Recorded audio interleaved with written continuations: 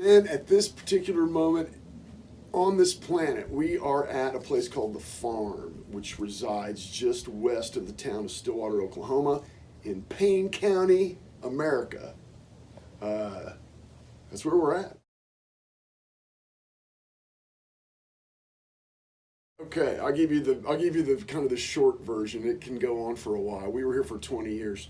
In spring of 1979, a friend of mine and I, named Danny Pierce, were looking for a place to live. We were students at Oklahoma State University, and looked at a few houses and didn't really like what we saw. And we had a friend that said, "Hey, I've got wind of a place that's out west of town. You might want to take a look."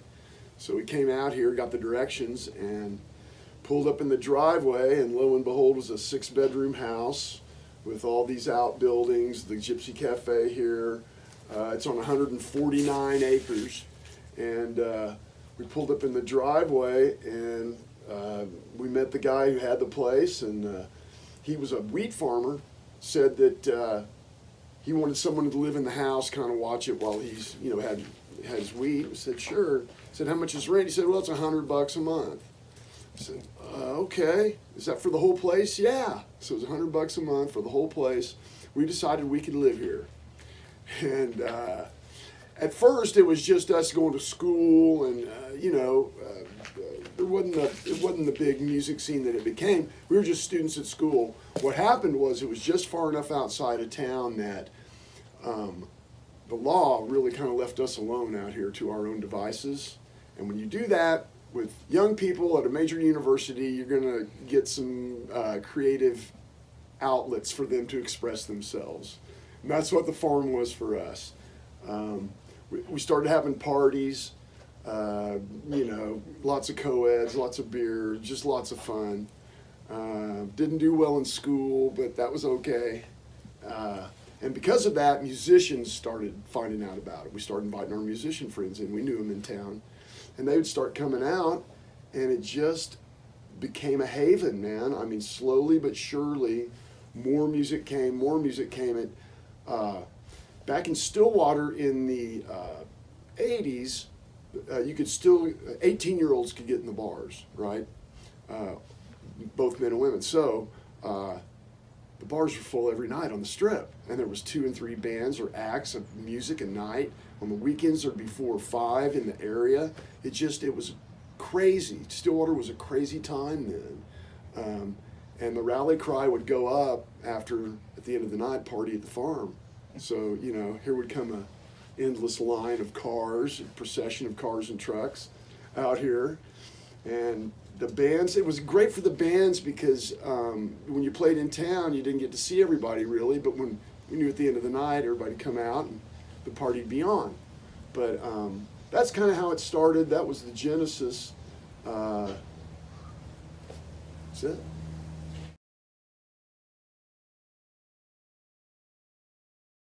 Exactly.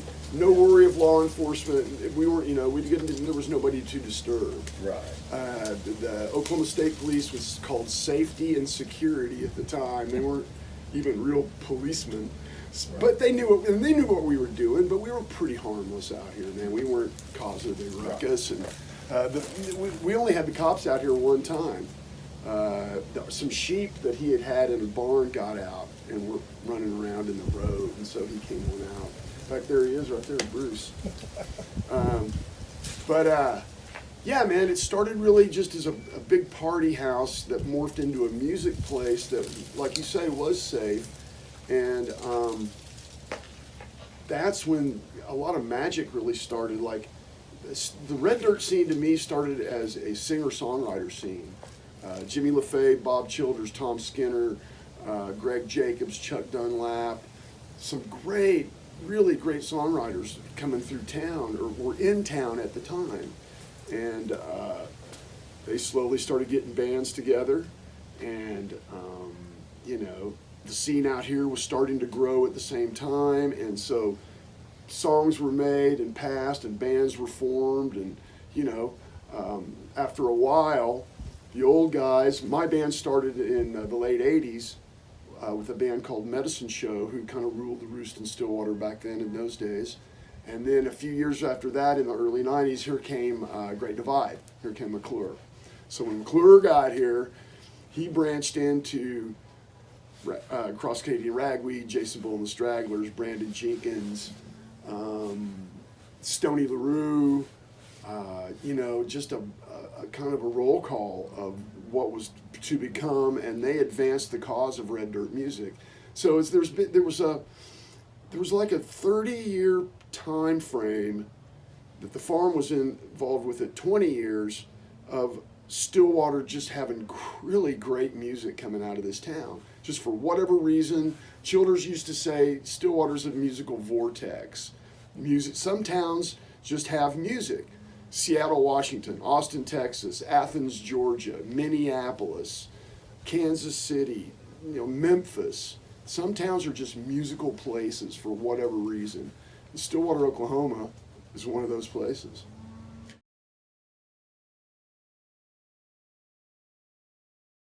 I'd like to do a couple things. I want to tell just a little history of this place. Sure, absolutely. The farmhouse itself sat out in the yard from where we are now, about 30, 40 yards out here is a big old 6-bedroom house, and that's where we all lived and hung out. This was a garage on the side, and Bob Childers moved out here back in the early 90s, I guess it was, mid-90s. He came back from Austin. Went to Nashville, went to Austin, went to San Francisco. Bob got around. But he finally decided to stake his claim here at the farm, and decided that as many parties as we had, the music was blowing around. We did attract a little attention because it got pretty loud at times. So he decided to take this garage, this outbuilding, clean it out, and turn it into what he called the Gypsy Cafe. And on Sunday afternoons, we would, that was, end of the week, all the bands coming home from being out on the road. Everybody knew, come to the farm, potluck usually, lots of whatever extracurricular you wanted. And he turned this into the Gypsy Cafe. So Sundays would be the music day. We'd set up the PA, people play. That was just a great time. Bob has a song called the Gypsy Cafe. You should check it out sometime. Very good song. But my band, Red Dirt Rangers, we were on the road a lot in those days. So when we would come back, we'd come here and rehearse. We'd work up new material or whatever. This was the rehearsal space because why not? We're at the farm, we're in the Gypsy Cafe, we could just set it up and leave it for 4 or 5 days and work on stuff. So it was ideal. And after the farm burned down in 2003, the outbuildings are still here. And as we started let's put it this way, we've always come out here. Ever since we left the farm, in 1999 was the last year people lived here. It burned down in 2003. But, hello?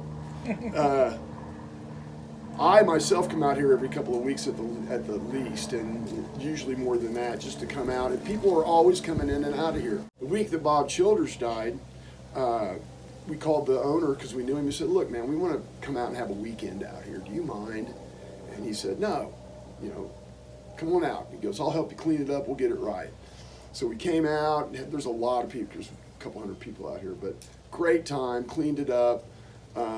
And at the end of the party, we cleaned it all up and left it like it was. Bruce DeMuth, who runs the place, said we can come out anytime we want.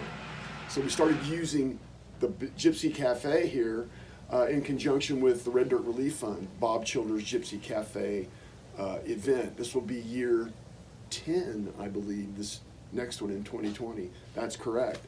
So we would have the musicians come out for a party.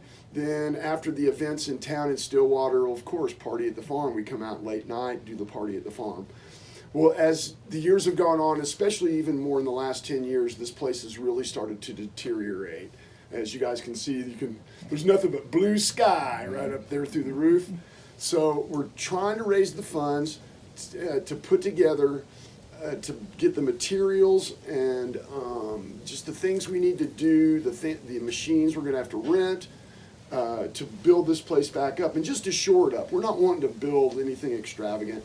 We're trying to raise between $15,000 and $20,000. We've got a good head start on it, and we hope to be able to get this thing up and back in shape by Gypsy Cafe. I don't know, that's a little ambitious, but we think we're on the right track. So you can go to the Red Dirt Relief Fund site, which is reddirtrelieffund.org, all small Ks, and there's a link to Gypsy Cafe, help rebuild the Gypsy Cafe. We're looking for donations. There will be several events that we're going to put on in conjunction with it. There will be, at the halfway point of the fundraiser, we're going to put on like a halfway point party. And out here at the farm, we had a tradition for a decade. We had a thing called we did a croquet tournament. So in that spirit, we're going to have a croquet tournament early next spring out here as another fundraiser for rebuilding this place. So get your croquet chops up. Oh, yeah. And it's a lot of fun. There'll be a lot of live music in the whole thing. And then there'll also be a ribbon cutting event at the completion with a concert. You know, we're gonna blow it up, man. We want to get a lot of attention for this thing because it brings attention back to the Red Dirt Relief Fund, which has truly become a thing that we could have never imagined when we started it. I mean, it's become this thing that I know the people that involve, which are the musicians that help to get it going. We're extremely proud of it. It's helped a lot of people. We've given away nearly $200,000 worth of grants at this point. It's just like I'm blown away by it. The Red Dirt Relief Fund is something that's very near and dear to my heart. We started the idea for it right here. I met with some folks out here about doing the Gypsy Cafe, and it was so funny because Red Bull was sponsoring it. They paid for everything. We had a really big budget. She said, well, there'll be money left over and we want to give it to a charity. You guys have a charity you want to get something going to? And I said, we've been percolating an idea about a charity for a long time. And she said, what's that? I said, the Red Dirt Relief Fund, and there it went, like man. a rocket. Yeah, I mean, absolutely. It's taken 10 years, but wow, I would have never imagined what's the fallout from it. It's really cool to see, to help people, to have people know about it. And it's not people, I want to reiterate, it's not for just musicians. It's for anyone in the music industry, sound men, promoters, club owners, anyone that makes their livelihood from music in the state. We wanted to keep it that open, so it's just great to see how it's taken off, and I do hope people will help support this thing. I mean, this place means a lot to a lot of people, and so I'm talking to you. Help us out. Thanks.